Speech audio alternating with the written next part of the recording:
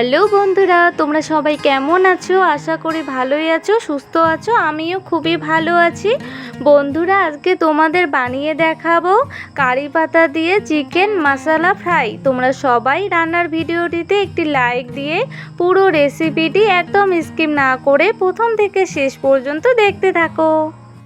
বন্ধুরা, এখানে half KG chicken নিয়েছি। চিকেনগুলো জল দিয়ে একদম পরিষ্কার করে ধুয়ে নিয়েছি। এখানে নিয়েছি একটি বড় সাইজের পেঁয়াজ কুচি, আদা কুচি, কয়েকটি রসুনের কোয়া, 4টে কাঁচা লঙ্কা, কয়েকটি শুকনো মরিচ, আর নিয়েছি গোটা গরম মশলা, দারচিনি, লবঙ্গ, এলাচ, গোলমরিচ। এবার সব মশলাগুলো মিক্সিং জারের মধ্যে দিয়ে দিয়েছি।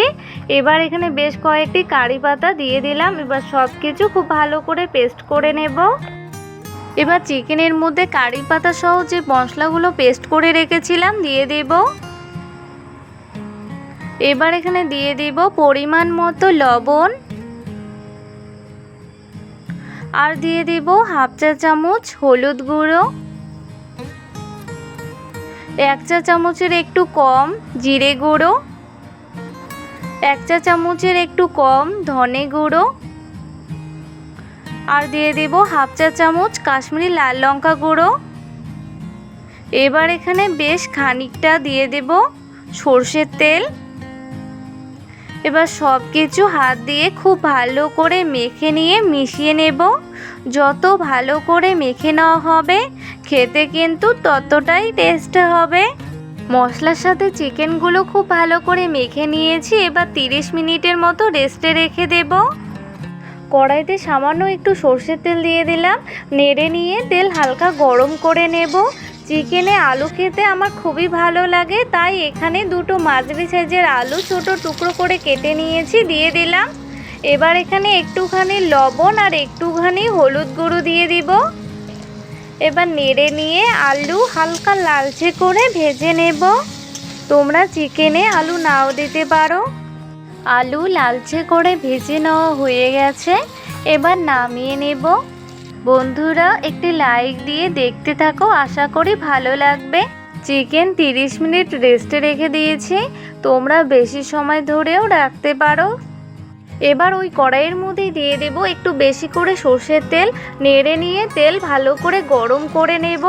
এবার এখানে একটি মাঝারি সাইজের পেঁয়াজ কুচি দিয়ে দিলাম, আর দিয়ে দেব দুটো টুকরো করে রাখা তেজপাতা। এবার এখানে দিয়ে দেব বেশ কয়েকটি রসুনের কোয়া। এবার সব কিছু নেড়ে নিয়ে পেঁয়াজ, তেজপাতা, রসুনের কোয়া ভেজে নেব। পেঁয়াজ রসুন খুব ভালো করে ভেজে নেওয়া হয়ে গেছে। এবার এখানে মেখে রাখা চিকেনগুলো দিয়ে দেব। যারা যারা এখনও পর্যন্ত আমার চ্যানেলটিকে সাবস্ক্রাইব করোনি, আমার চ্যানেলটিকে সাবস্ক্রাইব করে আমার পাশে থেকো। এবার চিকেনগুলো খুব ভালো করে নেড়ে নেব। এবার চিকেনের মধ্যে ভেজে রাখা আলুগুলো দিয়ে দেব। এবার খুব ভালো করে নেড়ে নেব।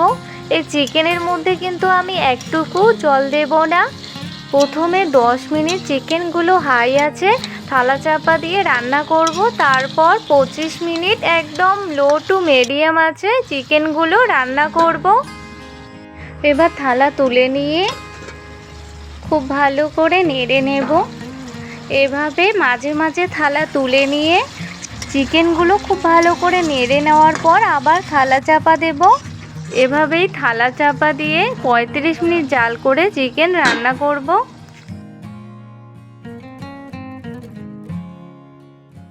বন্ধুরা, তোমরা যারা সব সময়ের জন্য আমার ভিডিওগুলি ফলো ওয়াচ করো, তাদেরকে জানাই অনেক অনেক ধন্যবাদ। প্লিজ বন্ধুরা, আমার ভিডিওটি সম্পূর্ণ দেখো। থালা চাপা দিয়ে 30 মিনিট মতো জাল করে নিয়েছি। আলু আর চিকেন খুব ভালো করে সেদ্ধ হয়ে গেছে, আর থালা চাপা দেব না। এভাবেই লো আছে আরও 5 মিনিট জাল করে নেব। 5 মিনিট পর ফিরে আসলাম। চিকেনগুলো খুব ভালো করে নেড়ে নেব। এবার এখানে সামান্য একটু গরম মশলা গুঁড়ো দিয়ে দেব। এবার সব কিছু খুব ভালো করে নেড়ে নিয়ে জাল অফ করে দেব।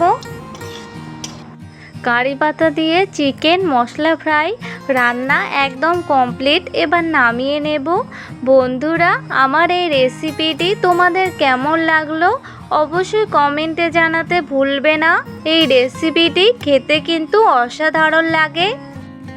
বন্ধুরা, এভাবে তোমরা অবশ্যই বাড়িতে ট্রাই করো। লুচি, রুটি, পরোটা এবং ভাতের সঙ্গে দারুণ লাগবে। ভিডিওটি ভালো লেগে থাকলে ভিডিওটিতে লাইক, কমেন্ট এবং শেয়ার করো এবং অবশ্যই চ্যানেলটিকে সাবস্ক্রাইব করে পরবর্তী ভিডিও পেতে বেল আইকনটি ক্লিক করো। বাই।